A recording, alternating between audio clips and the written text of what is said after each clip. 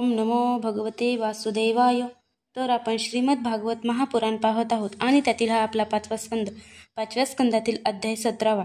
17व्या अध्यायामध्ये आपण गंगेविषयी विवरण आणि शंकरकृत शंकर्षण देवांची स्तुती पाहणार आहोत. श्रीसुक म्हणाले, राजा बळीराजाच्या यज्ञशाळेत साक्षात यज्ञमूर्ती भगवान विष्णूने जेव्हा त्रिलोक्य मोजण्यासाठी आपला पाय पसरला तेव्हा त्यांच्या डाव्या पायाच्या अंगठ्याच्या नखाने ब्रह्मांडरूप कडईचा वरचा भाग फुटला. त्या छिद्रातून ब्रह्मांडाच्या बाहेरच्या बाजूंची जी जलधारा आत आली तिने ते चरणकमल धुतल्याने त्यातील केशर त्यात मिसळून ती लाल झाली. त्या निर्मल धारेचा स्पर्श होताच संसारातील सर्व पापे नष्ट होतात आणि तरी ती धार नेहमी निर्मळच राहते. दुसऱ्या कोणत्याही नावाने उल्लेख न करता तिला भगवतपदी असे म्हणतात. ती धार हजारो युगे होऊन गेल्यानंतर स्वर्गाच्या शिरोभागी असणाऱ्या ध्रुव लोकात उतरली. तिला विष्णुपद असे म्हणतात. वीरव्रत परीक्षिता त्या ध्रुव लोकात उत्तानपादाचा पुत्र परम भागवत ध्रुव राहतो. तो दररोज वाढत्या भक्तिभावाने हे आपल्या कुलदेवतेचे चरणोदक आहे असे समजून आजही तेच जल मोठ्या आदराने मस्तकी धारण करतो. त्यावेळी प्रेमभरामुळे त्याचे हृदय अत्यंत सद्गदित होते आणि भावोद्रेकाने बळेच मिटून घेतलेल्या त्यांच्या दोन्ही डोळ्यातून निर्मळ पाण्याच्या धारा वाहू लागतात आणि शरीरावर रोमांच उभे राहतात. यानंतर आत्मनिष्ठ सप्तर्षी तिचा प्रभाव जाणल्या कारणाने हीच तपश्चर्येची आत्यंतिक सिद्धी आहे असे मानून ज्याप्रमाणे मुमुक्षुजन प्राप्त झालेली मुक्ती आदराने आपल्या मस्तकावर धारण करतात त्याप्रमाणे ती आपल्या जटांवर धारण करतात. तसे पाहता हे अत्यंत निष्काम आहेत. सर्वात्मा भगवान वासुदेवांच्या निश्चल भक्तीलाच आपली श्रेष्ठ संपत्ती समजून अन्य सर्व कामनांचा त्यांनी त्याग केला आहे. एवढेच काय, तिच्यासमोर ते आत्मज्ञानालाही फारशी किंमत देत नाहीत. तेथून गंगा नदी कोट्यावधी विमानांनी घेरलेल्या आकाशमार्गात उतरते आणि चंद्रमंडळाला भिजवून मेरूच्या शिखरावरील ब्रह्मपुरीमध्ये पडते.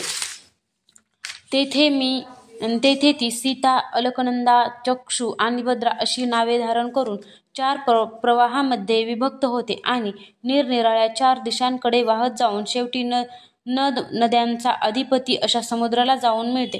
त्यांपैकी सीता ब्रह्मपुरीतून खाली उतरून केशराचलाच्या सर्वोच्च शिखरावरून खालच्या बाजूला गंधमादक पर्वताच्या शिखरावर पडते आणि भद्राश्रव वर्षाला भिजवून पूर्वेकडील खाऱ्या समुद्राला जाऊन मिळते. याचप्रमाणे चक्षु माल्यावान पर्वताच्या शिखरावरून बेधडक केतुमाल वर्षांमध्ये वाहत जाऊन पश्चिमेकडील क्षार समुद्राला जाऊन मिळते. भद्रा मेरू पर्वताच्या शिखरावरून उत्तरेकडे वाहत जाते. तसेच एका पर्वतावरून दुसऱ्या पर्वतावर असे करीत शेवटी शृंगवान पर्वताच्या शिखरावरून खाली उतरून उत्तर कुरु देशात जाऊन उत्तरेकडे वाहत समुद्राला जाऊन मिळते. तशीच अलकनंदा ब्रह्मपुरीच्या दक्षिणेकडील अनेक पर्वत शिखरांना ओलांडून हेमकूट पर्वतावर पोहोचते. तेथून अत्यंत तीव्र वेगाने हिमालयाच्या शिखरांना फोडत भारतवर्षात येते आणि पुन्हा दक्षिण दिशेला समुद्राला जाऊन मिळते.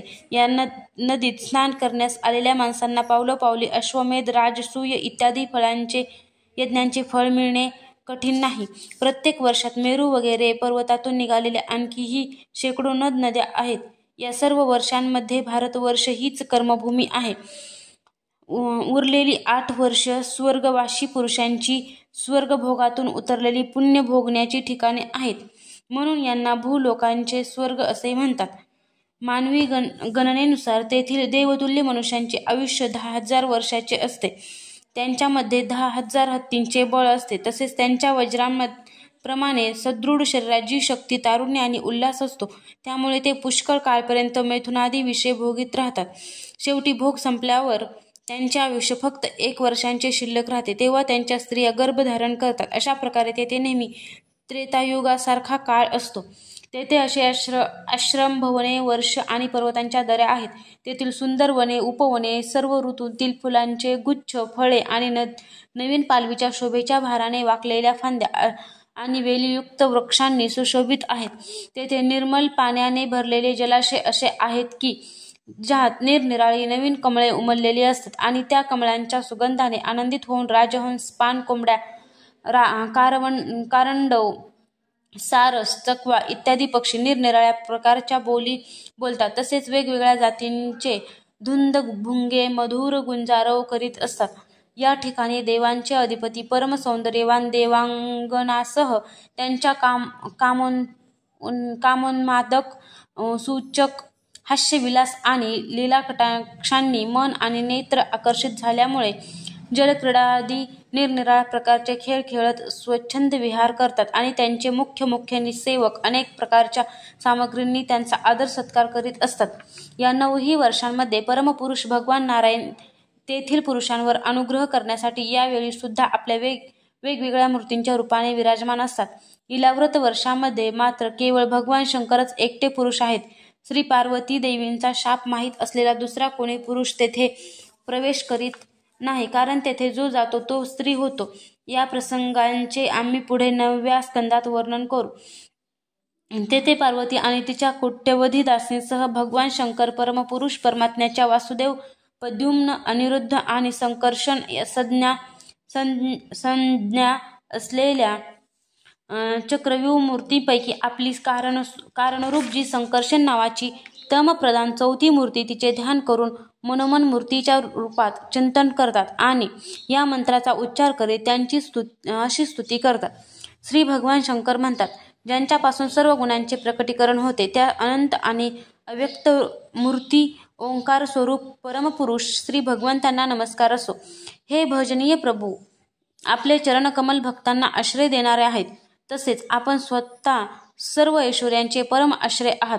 भक्तांच्या समोर आपण आपले भूतभावन स्वरूप संपूर्णपणे प्रकट करता. तसेच त्यांना संसार बंधनातून सुद्धा मुक्त करता, परंतु अभक्तांना मात्र त्या बंधनात अडकविता. आपणच सर्वेश्वर आहात. मी आपले भजन करतो. प्रभू, आम्ही क्रोधांचा आवेग जिंकू शकलो नाही. तसेच आमची दृष्टी तत्काळ पापमय होऊन जाते, परंतु आपण मात्र संसाराचे नियमन करण्यासाठी नेहमी साक्षी रूपाने त्यांचे सर्व व्यवहार पाहत असतात. तथापि आमच्यावर असलेल्या आपल्या या दृष्टीवर माईक विषय तसेच चित्ताच्या वृत्तीचा नाममात्र सुद्धा प्रभाव पडत नाही. अशा स्थितीत आपले मन वश करण्यासाठी इच्छा असलेला कोणता पुरुष आपला आदर करणार नाही. आपण मद्य, आसव इत्यादींचे सेवन केल्याने ज्या पुरुषांना अरुण नयन आणि वेडसर आहात असे वाटते, ते मायेमुळेच अशी मिथ्या कल्पना करतात. तसेच आपल्या चरणस्पर्शाने चित्त चंचल झाल्याकारणाने नागपंथ्या लज्जेमुळे आपली पूजा करण्यास असमर्थ होतात. आपण जगाची उत्पत्ती, स्थिती आणि लय यांचे कारण असल्याचे वेदमंत्र सांगतात, परंतु आपण स्वतः या 3 विकारांपासून अलिप्त आहात, म्हणून आपल्याला अनंत म्हणतात. आपल्या 1000 मस्तकावर हे भूमंडल मोहरीच्या दाण्याप्रमाणे ठेवलेले आहे. ते कुठे आहे हेही आपल्याला माहीत नाही. ज्यांच्यापासून उत्पन्न झालेला मी अहंकार रूप आपल्या त्रिगुणमय तेजाने देवता, इंद्रिय आणि भूतांची रचना करतो. ते विज्ञानाचे आश्रय भगवान ब्रह्मदेव सुद्धा आपलेच महतत्व संज्ञक असे प्रथम गुणमय स्वरूप आहेत.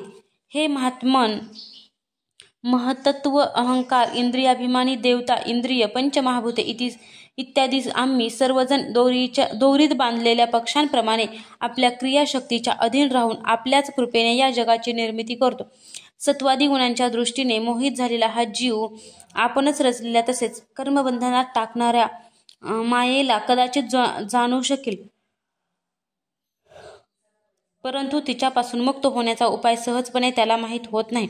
या जगाची उत्पत्ती आणि प्रलय ही आपलीच रूपे आहेत. अशा आपणास मी वारंवार नमस्कार करतो. अध्याय 17 समाप्त.